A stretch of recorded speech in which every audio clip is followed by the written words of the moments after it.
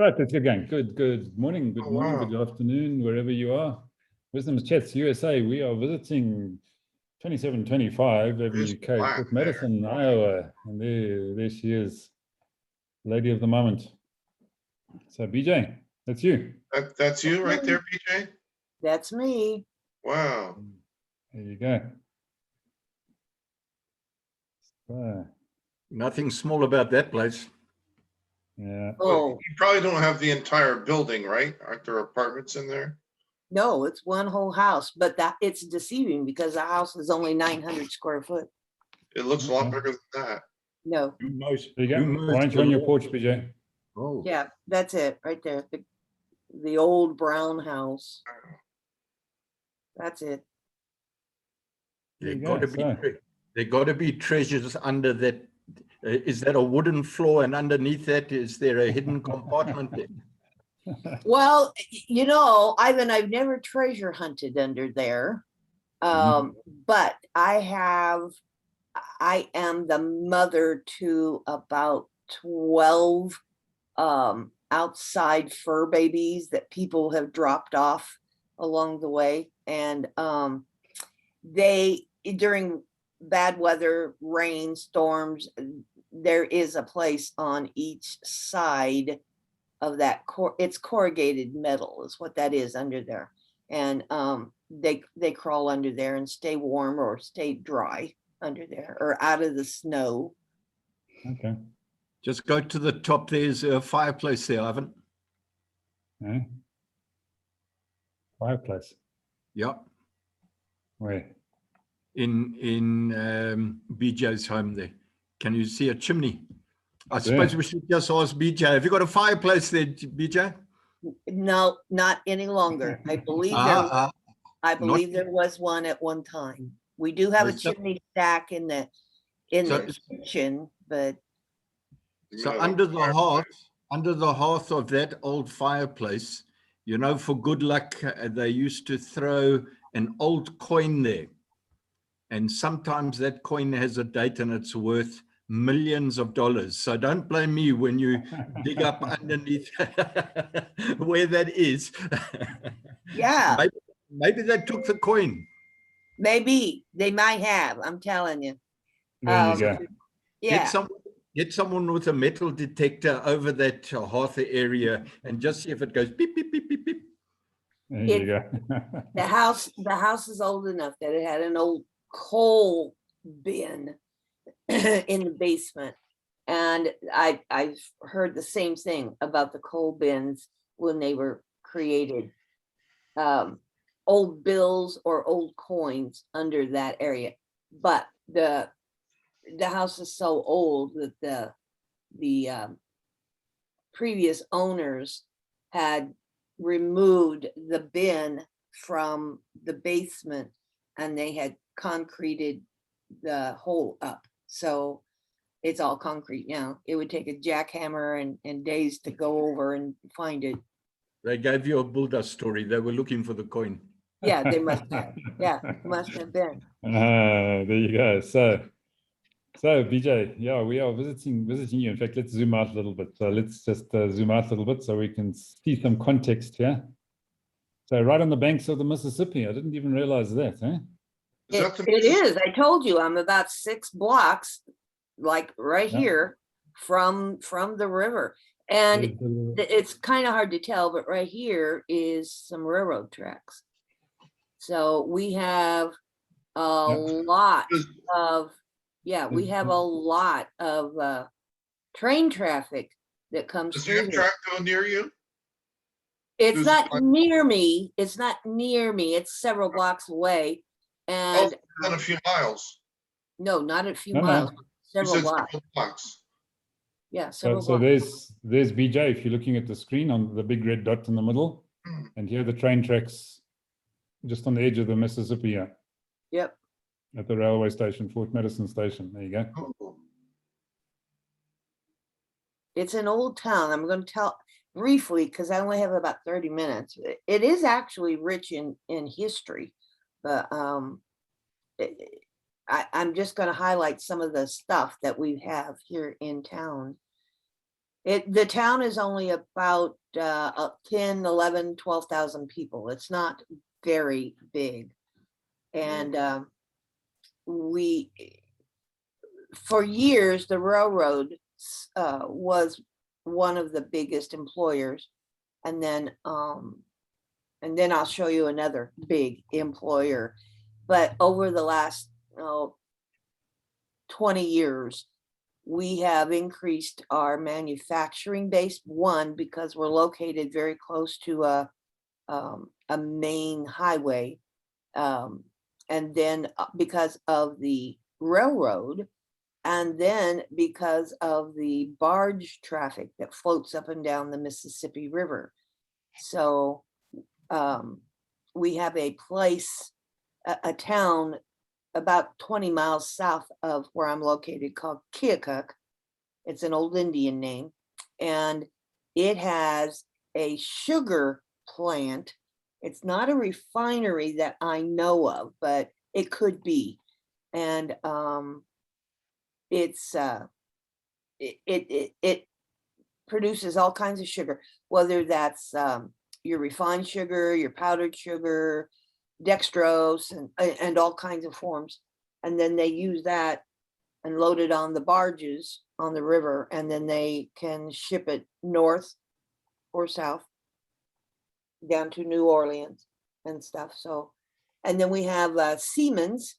I think it's now Siemens GameStop or GammaStop.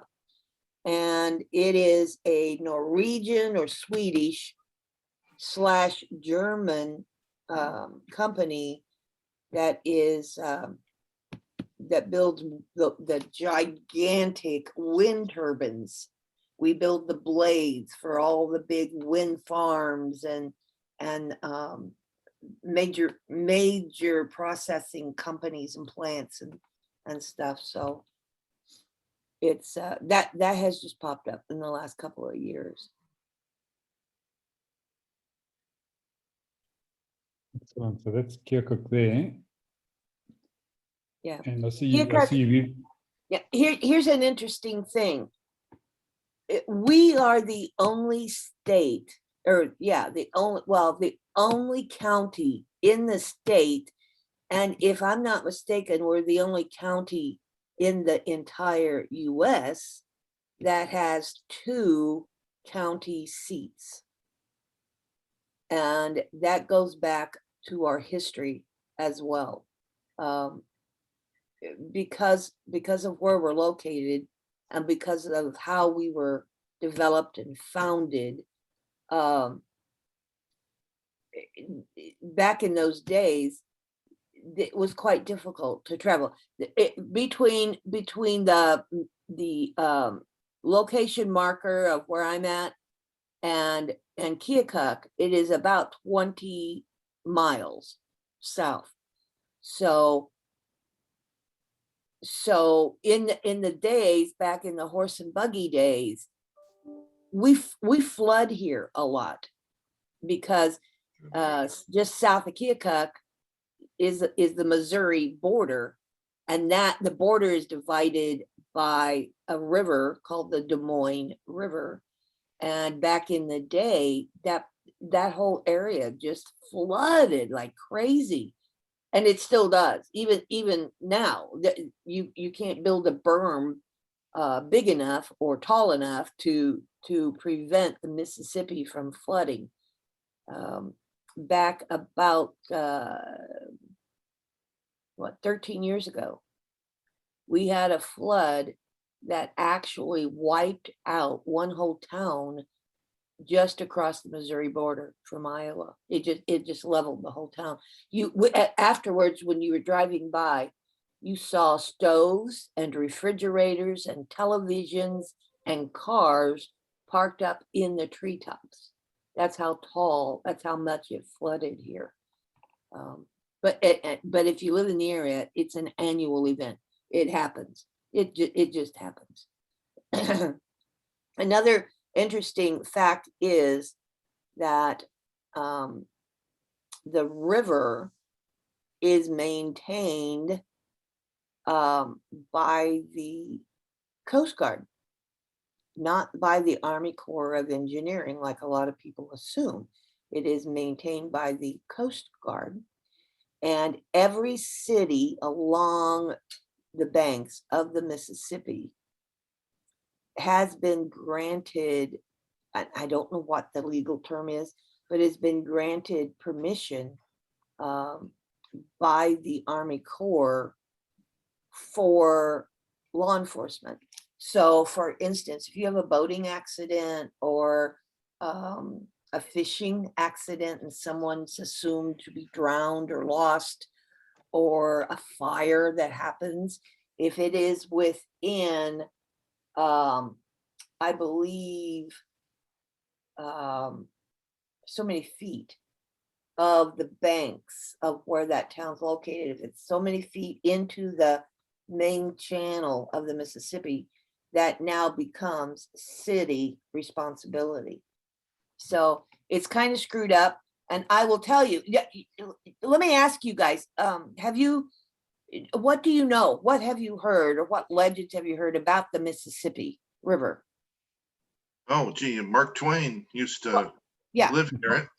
correct. Mark Twain. And And actually his home, his birthplace is about an hour and a half into Missouri from where I live. It's in a little town called Hannibal, Missouri. It's a big There's tourist a attraction. cruise line on the river. I don't know where it starts, but it should go by you, right? I'm sorry, what was that? There's a cruise boat on the Mississippi River. Oh, it goes up and down the whole river. It starts at the very top up in Minnesota and it goes all the way down to New Orleans. And it, yeah, Gotcha. it stops on occasion, every now and then. But I think that that only happens like once a year. It's not a routine event. But here's the fascinating part. Mark Twain. It's got the Mississippi River's got a big tagline. It's called the Mighty Mississippi. And that tagline isn't due to anything but the barge traffic, the actual business that is being conducted on the river. Coal, grain, petrol, oh my gosh, all kinds of equipment is being moved up and down that whole entire Mississippi. But the curious thing is that it is only 15 feet deep. It is not massive. So as you can tell, when it floods, it doesn't take much to flood because it is only 15 foot deep. Now, Ivan, I don't know. Well, I don't know if the map will show it. It down in just south of where I'm at in a little town called Montrose. There. Monroe or Montrose? Montrose. It's right on the banks. It's right between Fort Madison and Keokuk. Oh, okay. Yeah. Right there. Okay. Okay. The interesting part, if you can scroll up.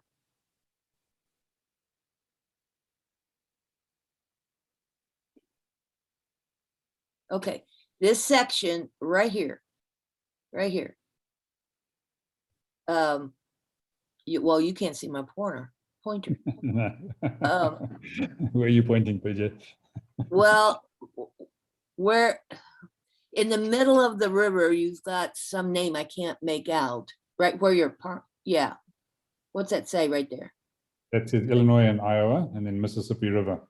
Okay, so go north, go up, and this little section, move your pointer up just a hair. Yeah, right there, that wide point right there.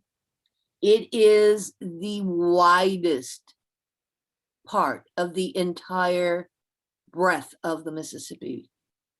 And when you drive down there, they have it's right here, where the highway meets, right here. You can see where the highway comes through right next to it. It abuts the river, and right across where it says Nauvoo. All right. Nauvoo is historic in and of itself because back again in the 1800s, the Mormon religion originally started somewhere in Missouri, and they were obviously kicked out and driven away, and they crossed the Mississippi right in this area, and they landed in Nauvoo. Now, Nauvoo has all kinds of Mormon history, and it still remains to this day a very small Mormon community. But at one time, back in the early 1800s, it was the biggest populated town in Illinois, beating Chicago. It was gigantic. It was huge. But when oh, what's his name? Not Brigham Young, but anyway, when the leader of the Mormon group was killed, he was arrested and moved to a town east of there called Carthage and put in the jail, and then a bunch of militia vigilante things, people came and killed him while he was in jail. So that's when Brigham Young picked up, moved the community and moved it out to Salt Lake City, which is where they're now located. The big Mormon Tabernacle Choir and the big temples and the big everything. That's where they located. But Nauvoo was actually their capital for several years, for a little while in that area. So again, it's very rich in history. This is also, again, Fort Madison was founded. Ivan, can you let me screen share? And I kind of put together a little PowerPoint.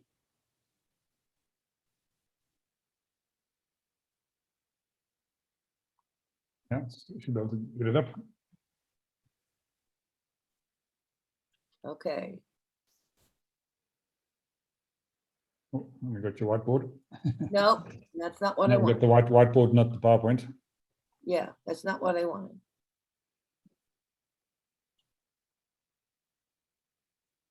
No, I can't. No, all the whiteboard comes up. Can you just make me a co-host? Can you do that? Again, I don't think it'll make any difference, but yeah, you can do that.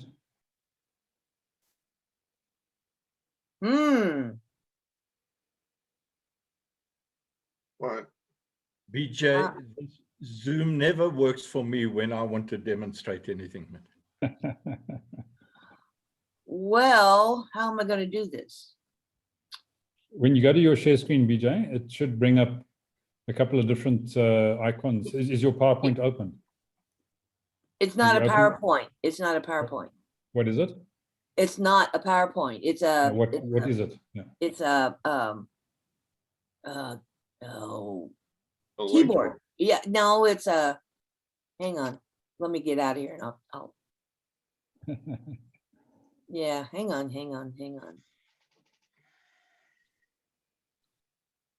It's Back on your whiteboard. It's a white screen. well, let's try this. There we go.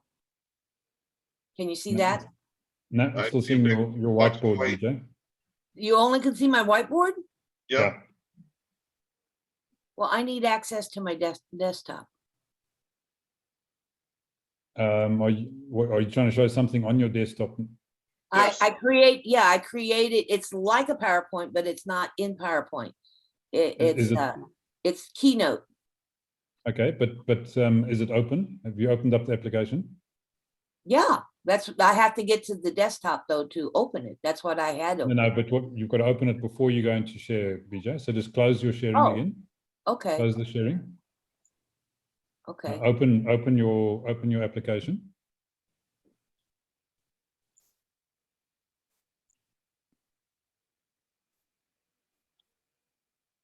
All right, now, You got Keynote open. Now you go share screen. Yeah, but it's open screen share. There we There we go. go. cool. Okay. That's cool. You taught me something, Ivan. Cool deal.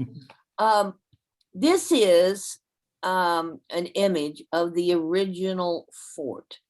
That was, the river actually is about right here because it sits right on the banks. And this is just a brief overview. It was named because of military outposts, as I said, were rich in history. And back in the early 1800s, this was all Indian territory, the Sauk Indian Nation. And because of the Indian issues at the time, the military came in and set up this military outpost. So that's actually how Fort Madison got its name. There was a lot of Indian conflict. In fact, even now today, between Fort Madison and the city I mentioned, the town I mentioned called Keokuk, there is still remains actually in passing down property. Oh, Jesus. Sorry, in passing down property to heirs that have been around for hundreds of years, or yeah, a couple of hundred years. There's a treaty that stands in place so that when you go to put your name on a deed and transfer it over to, and title over to your name, you now have to do all kinds of research, abstract research. It goes all the way back and back and back and back. It's fascinating. I used to have to do some of that stuff. It's fascinating, but it is mind-blowing. And you get a sense of how really bitter the Indian and the American relations were back in then. The Chief Blackhawk that's listed there, he's one of them, one of the big Indian chiefs that is well known in this area. In fact, in the town north of us called Burlington, that is very regimented. There's also another chief called Shaka Khan, and Shaka Khan and Blackhawk actually ruled this whole part of this section of Iowa. And it's just some of the history that goes back in there is just absolutely fascinating. Anyway, I don't know how old this photo is, but this whole thing has been rebuilt. If you go down along the Mississippi now, I couldn't go down there because it's pouring down rain all week here. So I was going to take an updated photo, but they rebuilt this about 10 years ago. So you actually can go in, it's historically correct, and you can go in on certain days with the Historical Society and you can tour and see what some of the stuff was actually like, you know. So it's, again, I like history. I love history, and this is a big integral part of what we do. Here's some of the photos. This is a current photo right here. So you know, in the movies and on TV and all this stuff, it looks like they're fairly large rooms. They're barely 8 by 8 rooms. Seriously, they're not very big at all. But you got to remember, people back in those days weren't 6 foot tall. You know, they were small in stature and things. And then this is just the guardhouse and stuff. Fort Madison is very unique in its architecture. This is called the castle. This place is still in existence. It is this picture doesn't do it justice. It is absolutely stunning. I do not know who owns it, but it's a private residence, and they work diligently on keeping the grounds very pristine. And it's just one of the major showcases. This building right here is iconic downtown. This building actually dates back to about 1850 or 60. And it keeps being renovated. It keeps being re-inhabited. At one time, there were apartments up here. I do not think that is anymore. There's many businesses along the street fronts here that have come and gone. We've had an investment place in here. At one time, there was a bank in here. And I do think there might be 1 or 2 apartments on that second story. But it is actually made of sandstone. So over the years, if you don't do proper maintenance to it, it will crumble because of the weather and the environment. So it's constantly going through all kinds of upgrades. And this right here, this building is this building. And this is looking west. But this just gives you an indication of the architecture of and I will tell you, people in this area, even in Missouri and even down south, farther south along the Gulf, and I know it's true in David's area, people love to keep the old architecture from the 1700s, 1800s, 1900s. They really do like to keep as much of history as we possibly can. We're very rooted in that. Okay. As Ivan showed you, this is where we're located. Down here in the we call it the Boot Heel of Iowa, not Missouri, but the Boot Heel of Iowa, right here, is the Keokuk area. And then there's a river right here on the border. That's the Des Moines River. So I am actually 10 miles from Missouri, and I am right across the bridge right here into Illinois. And this is historic as well. This is what's called a swing bridge. And we are one, I think, of 2 or 3 in the whole country because of the barge traffic. This bridge is owned by the Burlington Northern Santa Fe Railroad, and it's double-decker.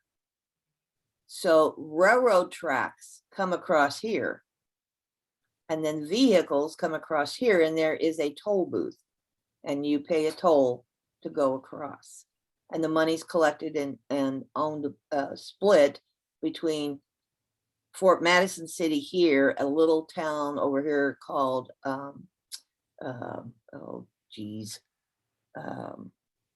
yeah, I do not remember. Isn't that silly? I'm sorry. But Burlington Northern takes the bigger share of the money collected. And then part of it is used for the city and their upkeep. This is what it looks like. There, right here, there's a big warning. You will hear, if you come by, if you're driving along the highway and you hear this giant horn, then you know all the traffic stops along the highway. There's a ramp that kind of goes up here to get onto the bridge. You're not even allowed on that ramp for a certain few moments, but this actually is a drop bar, and it will not allow traffic to come through until this section rotates around and allows the barges to flow up or down the Mississippi. And that sometimes is irritating because depending on how big the barge is and how much it weighs, it can take 20 minutes, 30 minutes. So it's just, again, part of just living here. You have to just take it into consideration. This is, again, this dates back to the, probably late 1800s, early 1900s. This is a train depot, and you can see the tracks. It still is in existence, and it has now been refurbished. And at one time it was a museum, but I think the city has now taken, David, you were asking about Amtrak. It has now taken the old Amtrak station, and intention is to move it back here to encourage more train travel. So they're refurbishing and rehabbing. And I will tell you, this is kind of dangerous because right about here is the river. So on those big floods that we have, this is an upgrade of about 20-degree incline up here. And then right over here is our major highway thoroughfare. So it's all within spitting distance of sorts from each other. So when the river comes up out of its banks, and again in 08, we had a 20-foot rise. It was this massive. So anyway, it's, I don't know what they're planning on doing to keep it from being damaged in future floods. Now, how many of you, let's show your age. How many of you have ever owned a Schaeffer pen, but in particular a Schaeffer cartridge pen? I have not. I will tell you, I will absolutely tell you, I've had numerous, I love ink pens like this. The writing, the feel of it is just brilliant. You had your inkwell that you, in the old days, I couldn't find a picture of an old original pen, but you had a little lever on the shank of that pen. You opened the lever up, dunk it into an inkwell, and it sucked enough of the ink out, filled up a space on the pen. You dropped the lever down, and then you could write and write. It's just so smooth. We are very proud of the fact that the Schaeffer Pen Company started right here in Fort Madison. This building still exists, although it no longer is in production. This building is a newer version. The company was founded like back in 1913, and over the years, it's just it became a global industry. I cannot tell you. There's a museum on Main Street down there. It's not a big thing. It's not a really big deal, but they focus only on the collection and some of the history of the Schaeffer Pen Company. And I used to do a little calligraphy. In fact, I don't know, well, I won't show you. Well, hang on, maybe I can. I'm not sure if I have it. Yeah, right here it is. I used to do a bunch of calligraphy, and I had,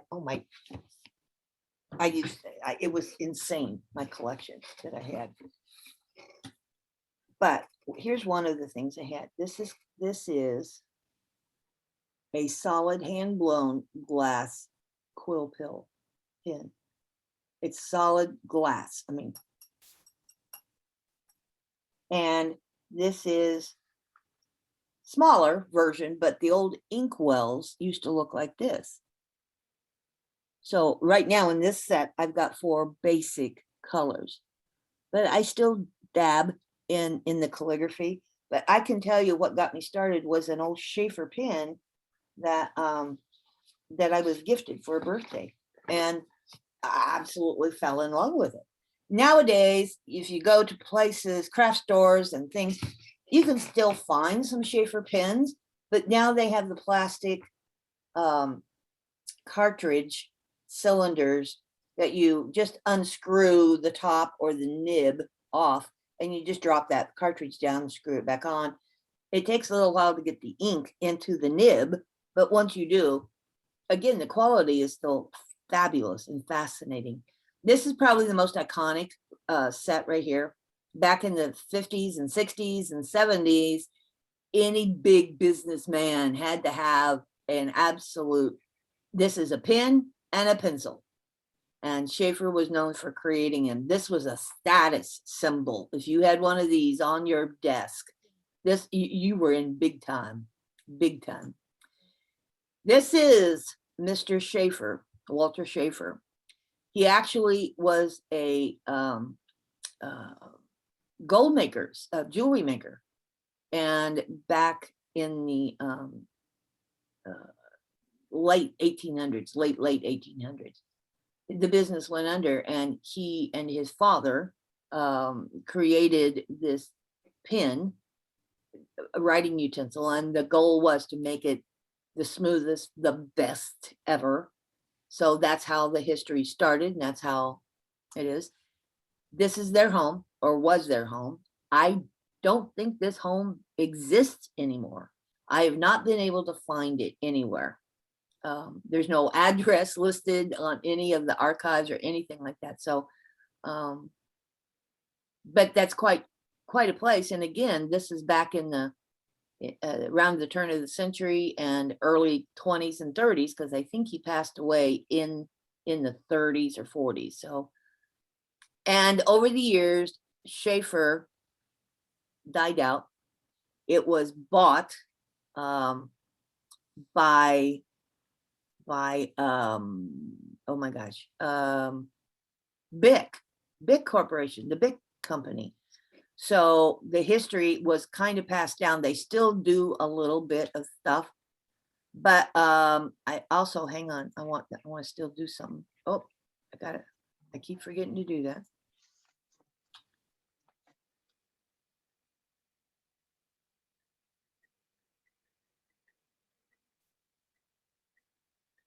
Okay. I messed up right there. Oops, we got your whiteboard back. Okay, tell me again how I do this. I gotta go. I know. I gotta redo this. Minimize. Open it first, yeah. Yeah, I gotta minimize. Yeah, there you go. So Okay. Walter Schaeffer died in 1946, born in 1867. Okay, so let me go back.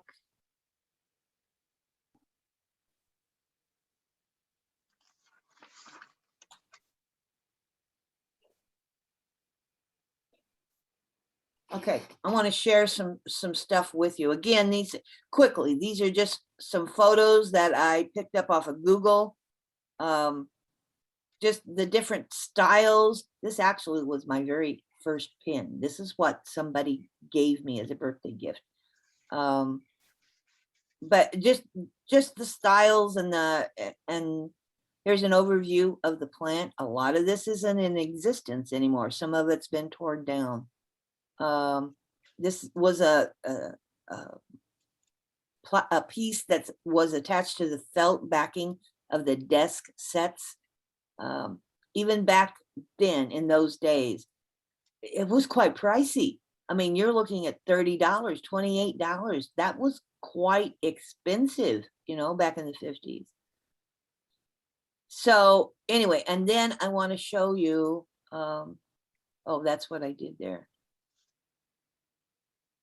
Now, the last thing I want to mention is up until about 6 or 8 years ago, another thing that Fort Madison was known for was its historic penitentiary. And when I say historic, 1839 is when this penitentiary was built. It's still there. It is still there. However, you can tell by the looks, up until 6 years ago, this was the living conditions for the prisoners, and it became a really big issue for the prisoners. but again, it's all made of sandstone. It is what is called a minimum security prison. In the States, we have maximum, minimum, and what they call a country club level of prison systems. But this is a minimum. But this minimum prison does not allow parolees. So if you are incarcerated in the state, depending on the type of crime you are convicted of, if it's a serious crime, you can go to the federal prison, and those are the big, nasty, nasty, ugly places nobody wants to be in. Minimum security still has gang members, rapists, domestic violence, murderers. It still has those kind of people, but they're not on the higher level of adjudication. And this is, again, it's a scary place. These pictures, once again, do not do it justice. I can tell you for a fact. This is from the parking area looking in. But again, you're looking, see, you're looking at a prison that was built, what, 80 years ago, almost. So it has a terrible reputation. The new one was built north of town, and it's nicer. It's, you know, it's more modern in construction, but it sure as hell is ugly. When I was in Toastmasters, believe it or not, one of the coolest things I've ever experienced was I became an area leader, an area governor, as it was called back then. And I was in charge of 5 different groups in various towns within my district. One of the Toastmasters clubs was actually right here inside this prison. And what I always am amazed at and always found absolutely fascinating, every quarter I have to go in and do audits on the clubs. And during my visit, they conducted a normal meeting, which means the members had to get up and do a presentation. Every single time, my socks were blown off. This particular chapter inside this prison for 10 years consecutively held all the top awards in the state of Iowa for Toastmasters. Toastmasters is good about giving ribbons for achievement and accomplishment. They had, in this one little meeting room inside the prison, they had one whole wall filled with nothing but ribbons and ribbons and ribbons. And these guys, when they do a presentation, these were truly individuals with not only the most amazing stories to tell, but these weren't people who were trying to con you. These weren't people who were trying to give you a bunch of malarkey and you know, pump themselves up and show egotism. These were honest, penitent, truly changing people, because of Toastmasters had given them some pride, had given them a little dignity, had given them a place where they could tell their story and people could relate to what they were doing. The most fascinating thing ever. But to get into the prison as a governor, I had to go through 3 days of the most intensive training that you can ever imagine. The Iowa Prison Board makes sure that all visitors, and that includes family, all visitors are knowledgeable about what can happen. And I will tell you, the day after my visit, 3 inmates were killed on my very last visit. So it's definitely,